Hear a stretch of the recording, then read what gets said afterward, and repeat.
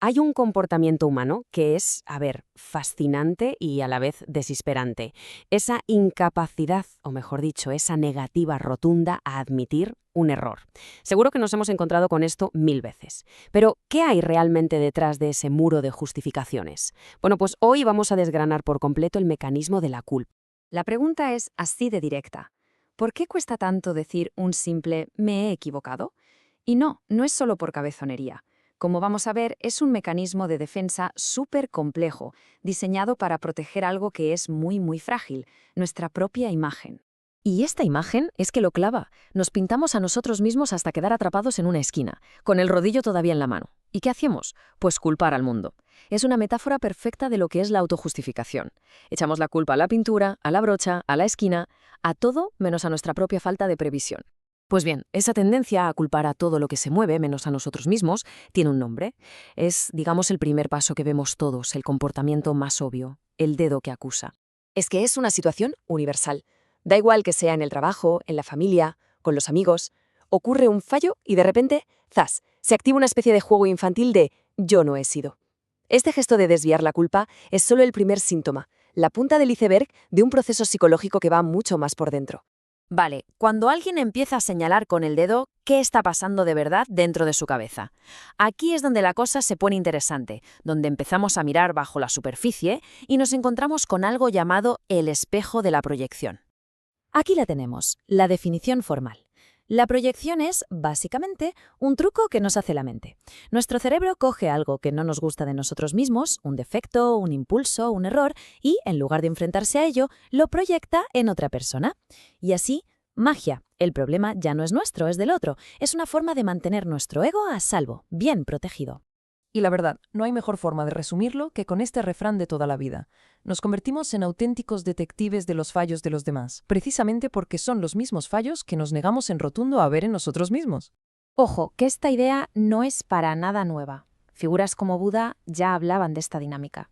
Eso que nos saca de quicio en los demás, esa irritación que a veces parece desproporcionada, a menudo es como una brújula que está señalando directamente a nuestras propias heridas o esas inseguridades que todavía no hemos resuelto. Y aquí tenemos algunos ejemplos del libro. La persona infiel que se siente culpable, ¿qué hace? Proyecta esa desconfianza y acusa a su pareja. O la persona que en el fondo lucha contra su propia pereza y se dedica a criticar a los demás por no ser productivos. En todos los casos, la acusación es un reflejo casi perfecto del problema interno. Así que la próxima vez que algo en otra persona irrite de una forma exagerada, quizá valga la pena pararse a pensar ¿qué espejo me está poniendo delante? Pero, ¿de dónde viene esa necesidad de proyectar? ¿Cuál es el motor que nos empuja a desviar la culpa? Pues la respuesta está en un concepto clave que explica por qué nuestra mente tiene esa necesidad imperiosa de justificarse. Este es el meollo de la cuestión. Todos tenemos una imagen de nosotros mismos. Soy una persona honesta, soy competente, soy buena gente. Cuando hacemos algo que choca de frente con esa imagen, contamos una mentira, cometemos un error garrafal, nuestro cerebro entra en estado de alerta máxima. Esa tensión, esa incomodidad tan desagradable, eso es la disonancia cognitiva. Y nuestro cerebro odia, pero odia de verdad esa tensión. Necesita resolverla cuanto antes. Y como no puede darle al botón de rebobinar y deshacer lo que ha hecho, pues elige el camino más fácil, reinterpretarlo.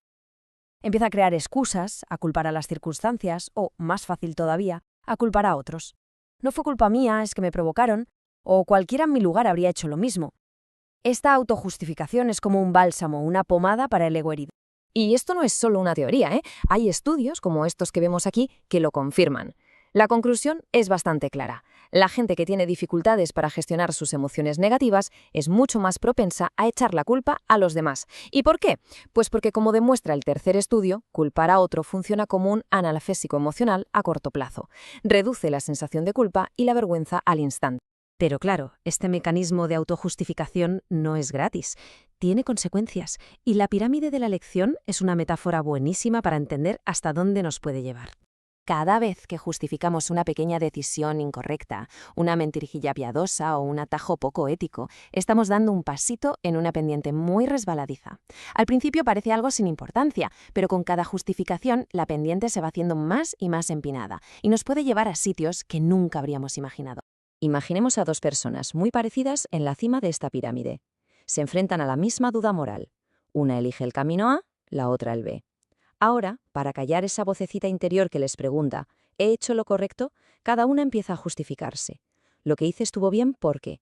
Con cada justificación se deslizan un poquito más por su lado de la pirámide. Al final llegan a la base, en polos opuestos, incapaces de entenderse, cada una convencida de su superioridad moral. Y todo empezó con una decisión diminuta. Entonces, ¿qué? ¿Estamos condenados a este ciclo de culpa y justificación para siempre?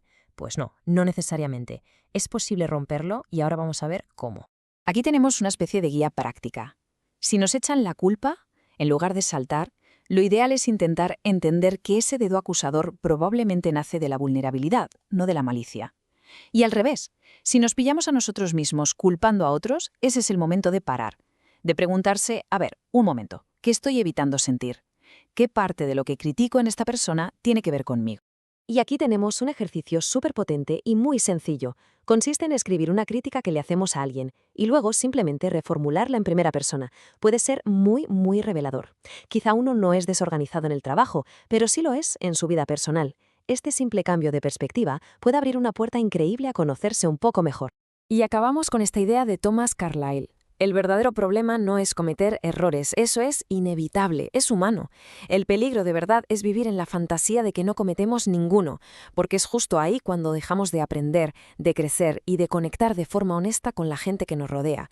Ser consciente es el primer y el más importante paso para romper el ciclo de la culpa.